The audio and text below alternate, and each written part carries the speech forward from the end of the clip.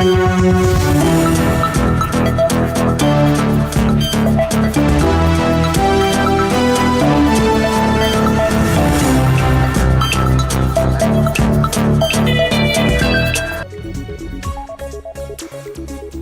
on time for News Now. My name is Linda Alela. We have lots lined up for you, but first, the highlights.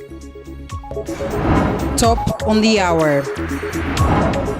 Joseph Irungu, commonly known as Joey, moves to the Court of Appeal to challenge his conviction and death sentence handed to him over the murder of businesswoman Monica Kimani.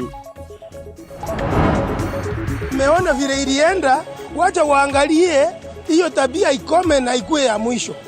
And residents of Kisii County give mixed reactions after the Senate approved the impeachment of Deputy Governor Robert Monda.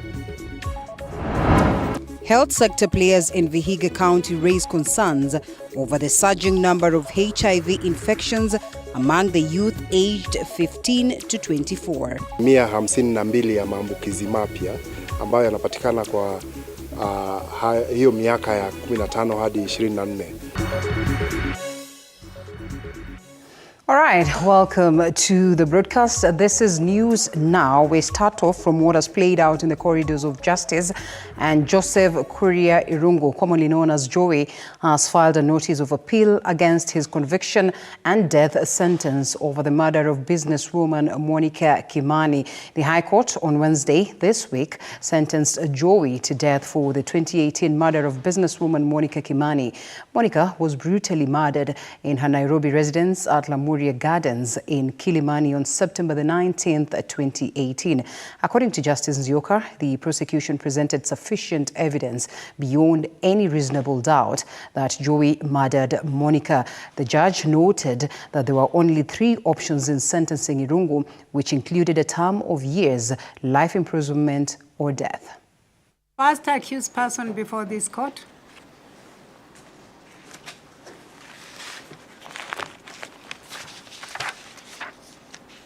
Being Joseph Kuria Irungu alias Joey.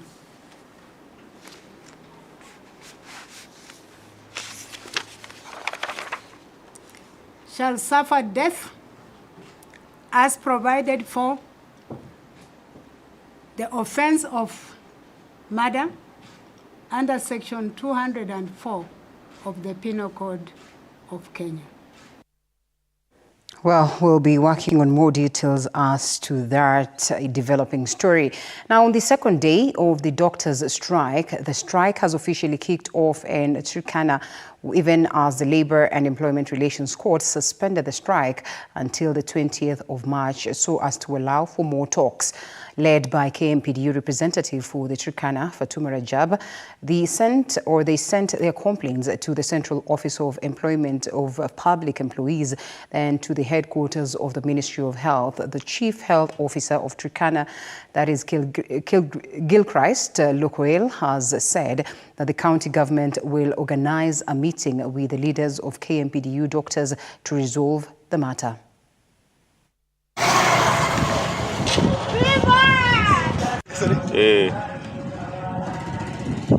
Where we have in the sub-county level, you find only one doctor covering one whole sub-county.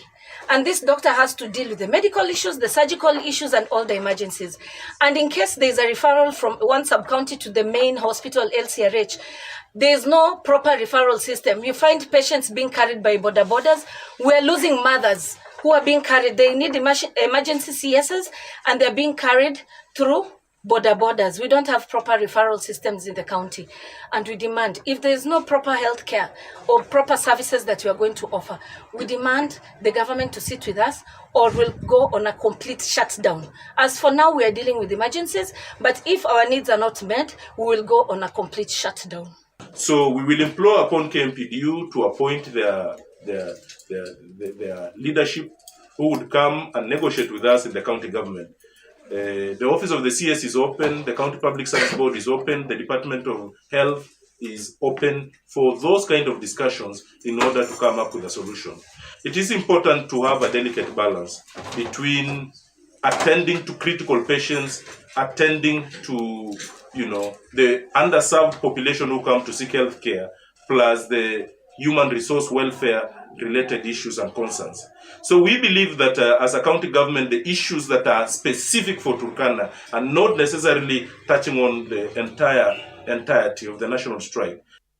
And the ouster of the Kisii Deputy Governor Robert Mwonda by the Senate late Thursday has brought to the fore deep political divisions in the county, with residents giving mixed reactions over the impeachment of their deputy governor, the first in history.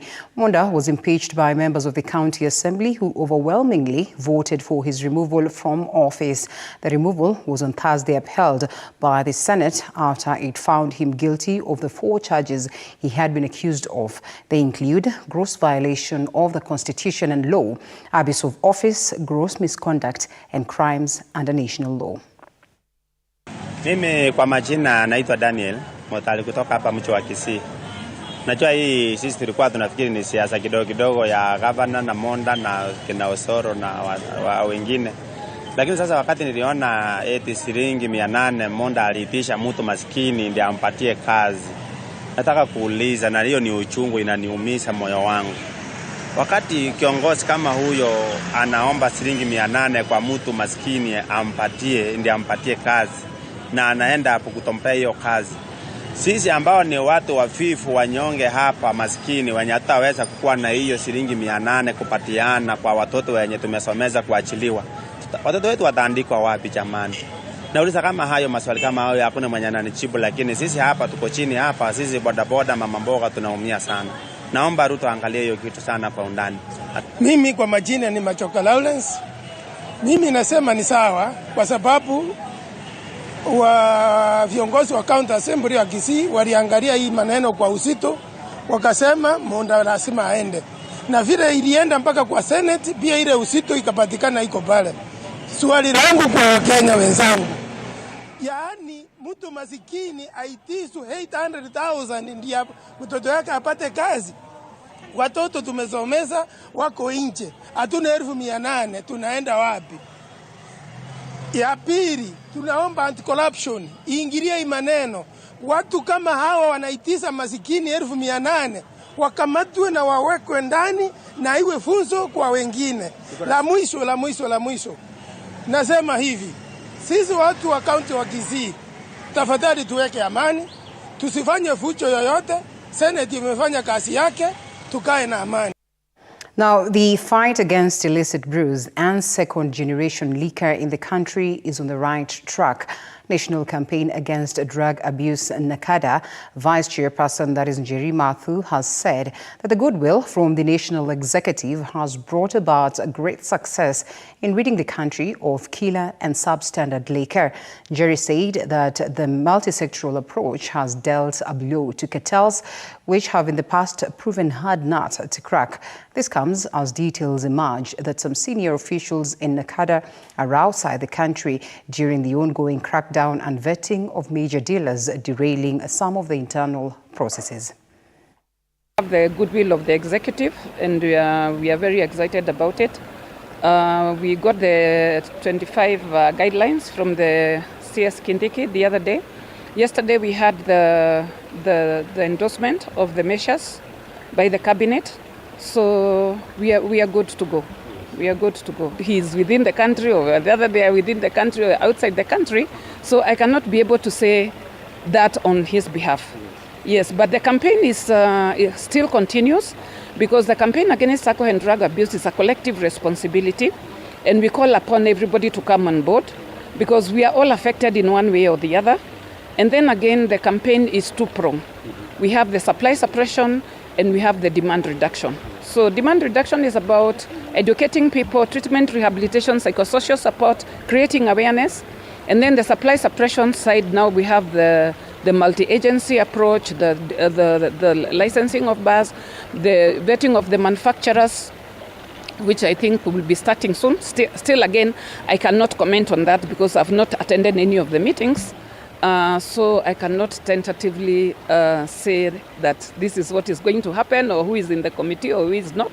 But all I know is that everything is well structured and everything is going to fall in place, and soon we are going to see changes in this country. The Aga Khan University Graduate School of Media and Communication has now launched its Masters of Arts in Strategic Communications program as it seeks to expand its influence on communications training in the region. Lauding the move, government spokesperson Isaac Mwaura has noted that communicators are more than conveyance of information.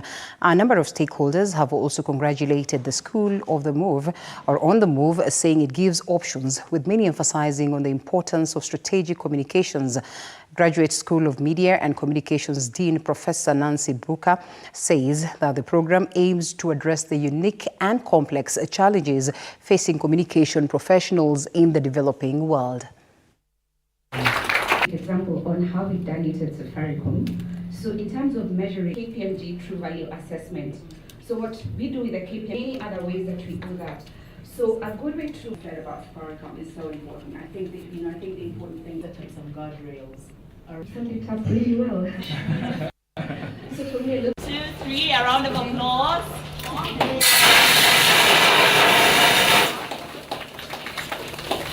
This program was born out of a need to address key communication challenges that are in society today. Our program is market responsive. We did quite a bit of work, as you'll see in the next slide, that it was not something that we sat in a room and then after a couple of months decided, yes, this is it. There was it was an iterative process of us working with various professionals and listening to, what students who would come into this program would be looking for. When I was starting out in my career, we didn't have the great opportunity to study strategic communications and had to use our journalism training and learn on the job. And I've done journalism, so I know it is very different from strategic communication. So I think it's absolutely wonderful what you're doing. I want to congratulate the visionary leadership of the Aga Khan University for this overdue decision to formalize postgraduate strategic communications. Within the government, strategic communication plays the role of informing the citizenry about government policies and initiatives.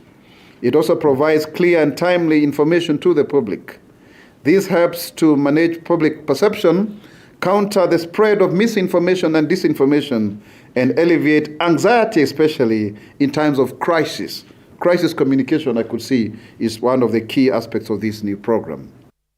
Well, congratulations to Aga Khan University. And still on educational institutions bettering the society in an effort to give back to society, Mount Kenya University, that is Parkland's Law Campus, together with Mount Kenya University Students' Council and other clubs, today donated various items to Dr. Ribeiro Primary School in an event that was graced by representatives from Red Cross and officials and students from Mount Kenya University. The teachers and pupils in the school were happy by the donations and gifts, saying that it will take them a long way.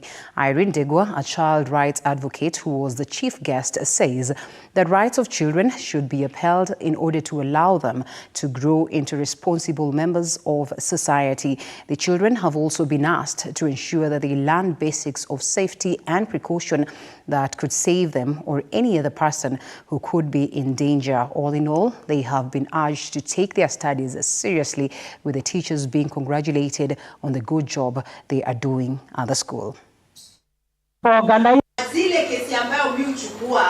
And which still mean so much to me, ni kesi za kutetea watoto.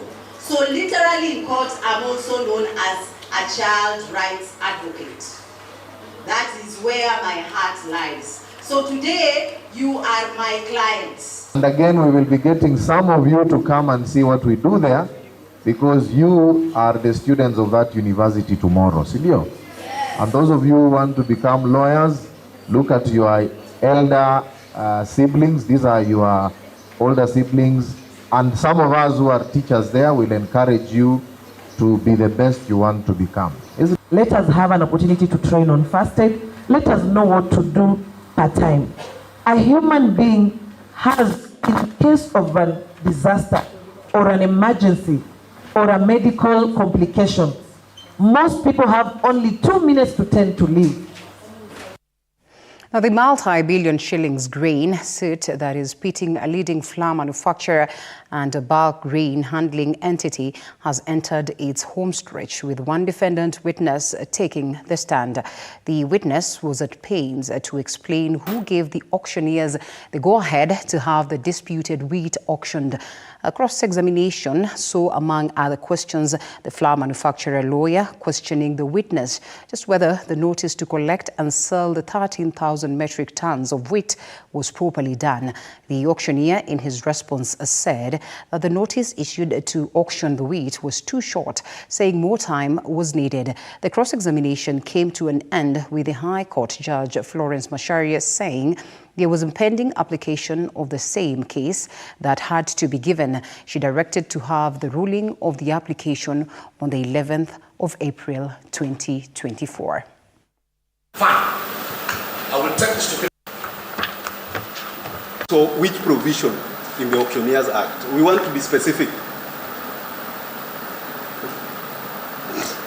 Yes. So which means you read or became aware of conditions under that act, yes?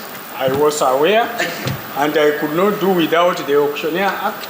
No, I'll come to that. Because I'm an auctioneer. I'll come to that, sir. Let me just start with the first one. Now, are you aware Fine. that under the disposal of uncollected goods act, you have to issue two notices under section 5 and section 6. The first notice, there must have been a notice to collect goods, yes? Now, when you know the record can't record you, you have to say yes or no. I will answer that. Just proceed. Fine.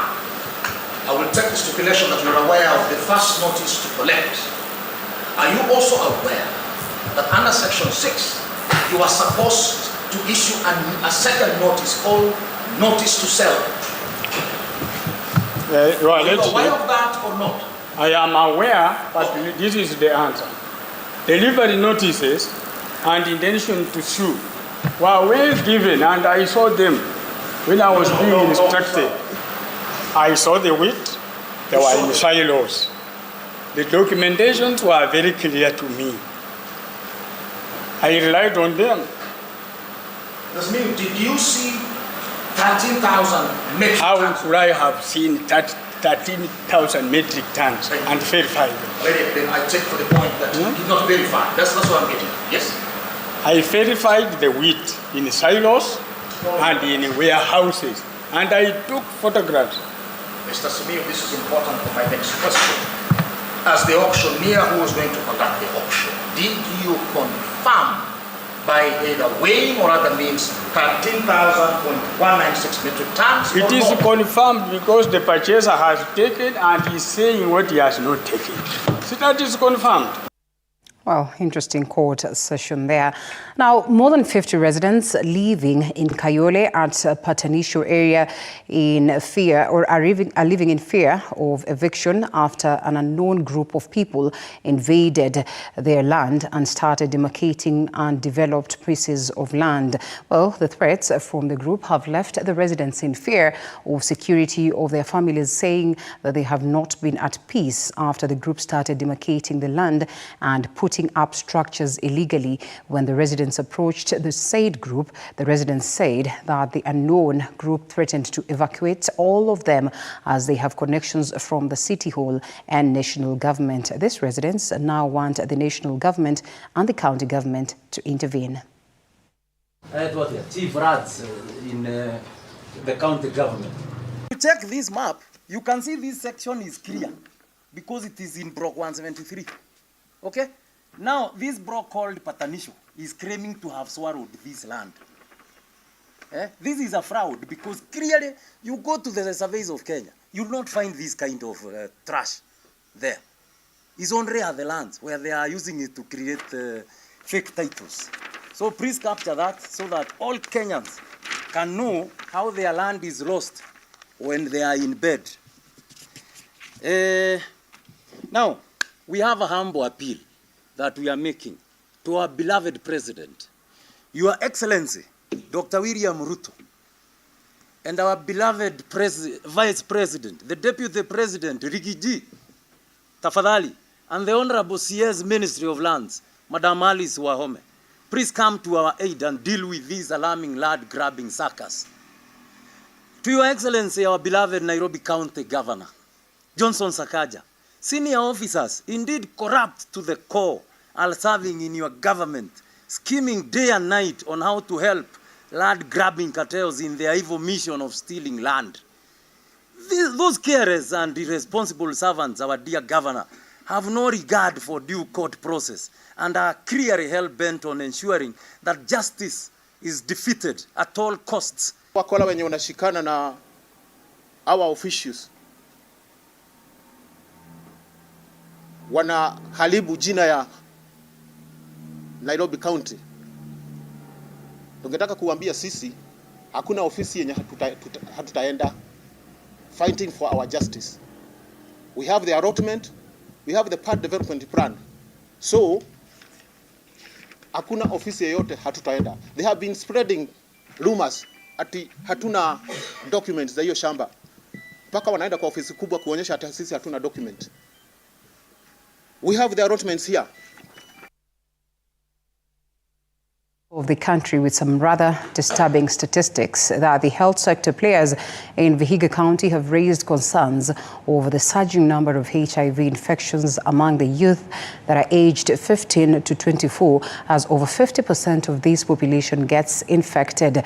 Speaking during a meeting with the members of the Youth for Change Kenya organization, the National Syndemic Disease Control Council head in Vihiga County, that is John Shigali, has expressed concern over the rising cases of HIV among the youthful population, saying this has been largely attributed to the many institutions of higher learning in the county.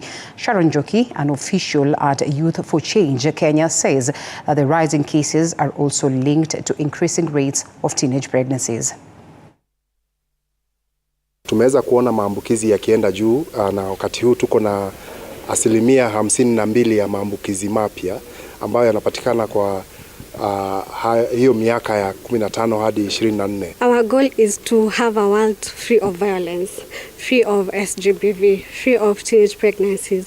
And as long as that is happening, we'd like to be here as long as we can to eradicate the issues completely. Vihiga County has very high cases of teen pregnancy and sexual and gender-based violence, and this is in line with our strategic plan and also our thematic areas.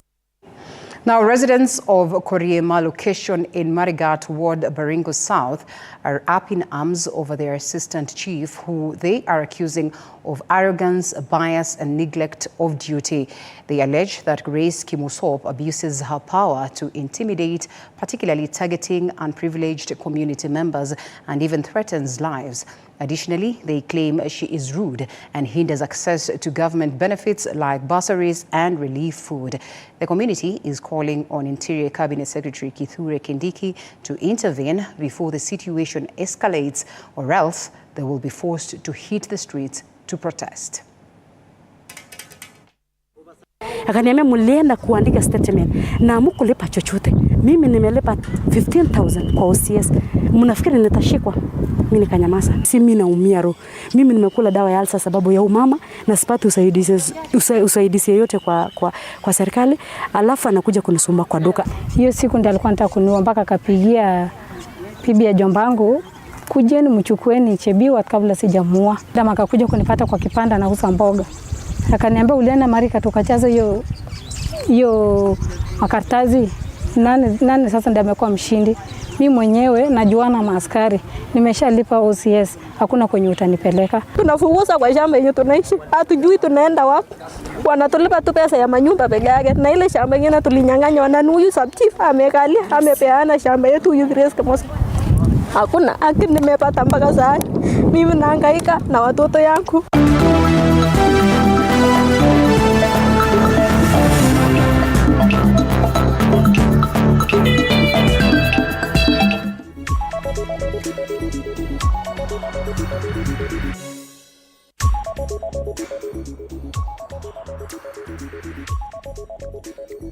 And we now get sporty in the section of football. Kenya Federation FKF delegates has issued a stern warning to unauthorized members to keep off the annual general meeting at the Kenya Institute of Special Education in Kasarani tomorrow. That is led by Kenyan Premier League club's representative Patrick Korir of Nairobi City Stars. The 76 delegates in a press briefing earlier today said that they were aware of plans to interfere with the AGM. The delegates were drawn from some top flight league clubs, National Super League teams, Kenyan Women Premier League, Division 1 zones and FKF branches. Meanwhile, another section of delegates led by Murang'a Seal FC chairperson and Hussein Mohammed is currently addressing a press briefing at a Nairobi hotel.